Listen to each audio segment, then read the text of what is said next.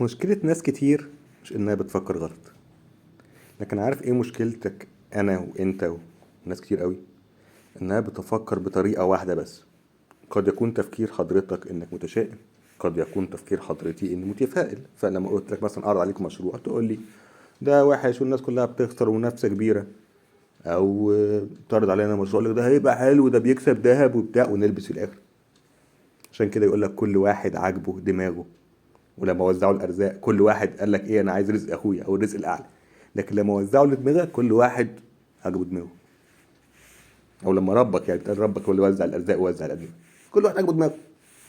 طيب جميل، لحد دلوقتي الدنيا جميله. ايه المشكله يا عم؟ صباح الانوار، ربنا ما يجيبش مشاكل ان شاء الله. الفكره اللي عايز اقولها لك بمنتهى البساطه ان في طرق تفكير 6. دول لخصهم كتاب اسمه قبعات التفكير ال6 بتاع كاتب جميل اسمه ادوارد دي بونو. الراجل ده قال لك ان في 6 انماط للتفكير. غالبا حضرتك بتتقمص نمط واحد وتبقى ماسك فيه، زي ما قلنا متشائم او متفائل عاطفي قوي عقلاني قوي، او بتفكر بكل الطرق مع بعض او بطريقتين او بثلاثه. فبتدخلك في ايه؟ يعني تخيل لو انت متشائم ومتفائل في نفس الوقت، نصك كده ونصك كده، نصك عاقل ونصك مجنون، هتعمل ايه ساعتها؟ لو مرض عليك حاجه هتتصاب بنوع من التردد. قال لك القبعات دي ممكن تكون أداة كويسة قوي في شغلك، في حياتك، في نقاشاتك، حتى في تربية عيالك. ماشي يا عم، ربنا يبارك له ويبارك في عياله وفي عيالي وفي عيالنا كلنا. ممكن بقى تدخل في الموضوع، يقول لك عينيا هدخل في الموضوع دلوقتي حالا. القبعة البيضة دي أول قبعة. مالها القبعة البيضة دي يا عم؟ القبعة البيضة بتقول لك في منتهى الهدوء إيه اللي تعرفه عن الموضوع. اديني معلومات بس وتفاصيل بس، مش عايز مشاعر، مش عايز تخمينات، مش عايز آراء. كل اللي عايزه أرقام، بيانات، معلومات. يعني مثلا انت عايز تفتح مشروع، ربنا يبارك لك مبدئيا، تبدا تحط اسئله: راس ماله كام؟ مين هيشاركني؟ السوق حجمه ايه؟ المنافس فين؟ المحل اللي هنشتريه فين؟ البضاعه هنجيبها منين؟ البضاعه هنبيعها لمين؟ هنعمل عليها خصومات؟ هنعمل عليها عروض؟ اديني معلومات وبس. سعر المحل كام؟ تشطيبه كام؟ سعر اجره الناس اللي هتشتغل عندي كام؟ سعر المدير كام؟ سعر. اديني ارقام وحسابات بس. مش عايز مشاعر، مش عايز اراء، مش عايز تفاؤل، مش عايز تشاؤم.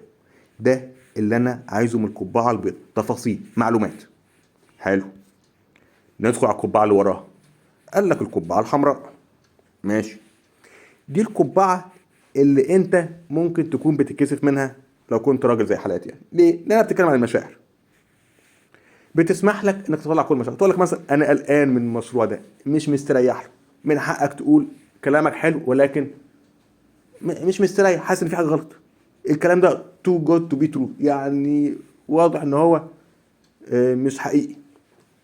استخدم مشاعر. حاسس بايه؟ مش مستريح، مستريح، فرحان، مش فرحان.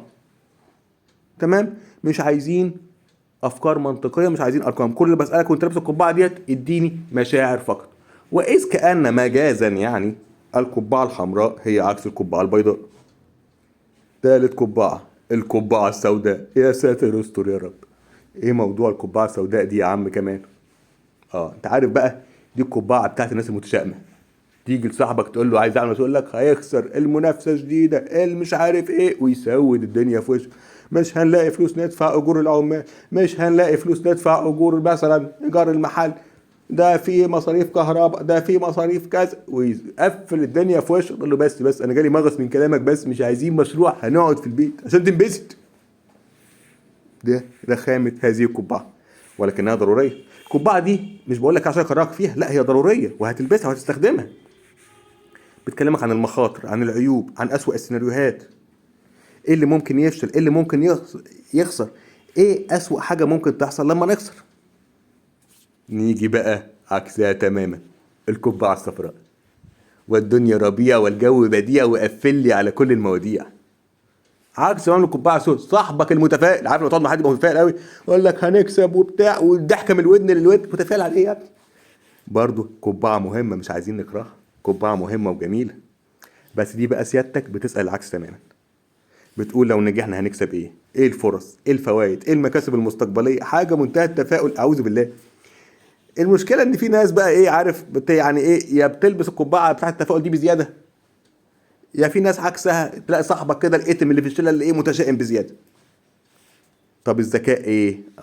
سيادتك استخدم الاثنين مع الاثنين اللي فاتوا، ويتبقى لنا قبعتين كمان، ومعادي ومعاد سيادتك مع القبعه الخضراء. تقول لي ايه القبعه الخضراء دي كمان؟ دي بقى الحلول غير المتوقعه، الافكار المجنونه، التفكير بره الصندوق. يعني مثلا الراجل اللي اخترع اوبر ده، في تاكسي، ده الفكره التقليديه، لا انا هعمل ابلكيشن على الموبايل يجيب التاكسي.